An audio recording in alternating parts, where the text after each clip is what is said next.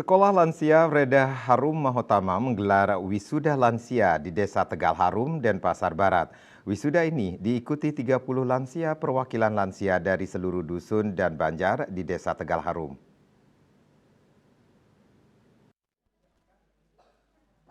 Wisuda Sekolah Lansia Werda Harum Mahotama diikuti oleh 30 lansia yang berumur 60 tahun ke atas berasal dari perwakilan lansia dari seluruh dusun dan banjar di Desa Tegal Harum.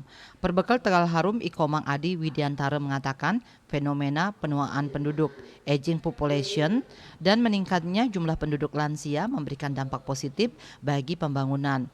Hal ini dapat terwujud apabila tersedia lansia yang produktif dan sejahtera.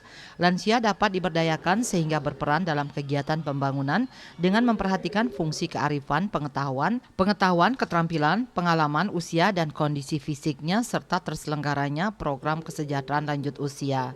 Pihaknya menambahkan sekolah lansia merupakan wahana pembelajaran bagi lansia, terutama lansia yang masih potensial di dalam keluarga dan masyarakat.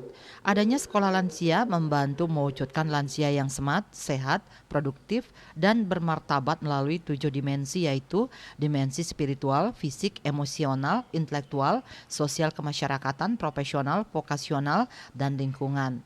Direktur Bina Ketahanan Keluarga Lansia dan Rentan BKKBN Niluh Gede Sukardiasih mengapresiasi para lansia yang mengikuti wisuda kali ini. Pihaknya menambahkan melalui BKKBN yang memfasilitasi kegiatan ini diharapkan program ini berhasil dengan adanya dukungan dari sektor lain mengingat betapa pentingnya menjaga kesehatan di usia senja. Intinya bagaimana kita memberdayakan keluarga itu salah satunya yang di keluarga itu ada lansia, dia bisa menjadi smart, ya, smart, sehat, mandiri, adaptif, tetap produktif dan bermartabat. Wisuda kali ini kalau kita lihat ya luar biasa sekali ya. Tadi Bapak Perbekal bilang ini baru 30, dia punya 1.000 lebih lansia dan mereka pada mau. Bagaimana caranya?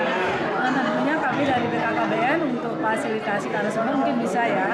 Tetapi kalau untuk membentuk baru lagi di semua, itu mungkin anggaran kita terbatas. Tentunya program ini akan berhasil adanya dukungan dari sektor lain. Karena di mana-mana ada lansia ya, seperti di daerah lain sudah ada di perguruan tinggi, sudah ada di swasta, di PT dan sebagainya itu sudah mereka mandiri karena mereka sudah tahu bahwa betapa pentingnya kita sehat di usia senja.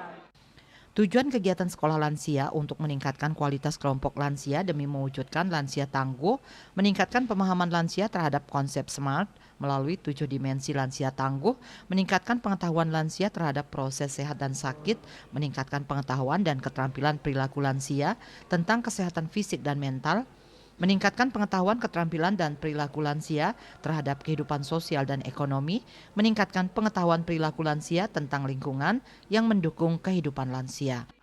Bunga Widrayani, Bali TV.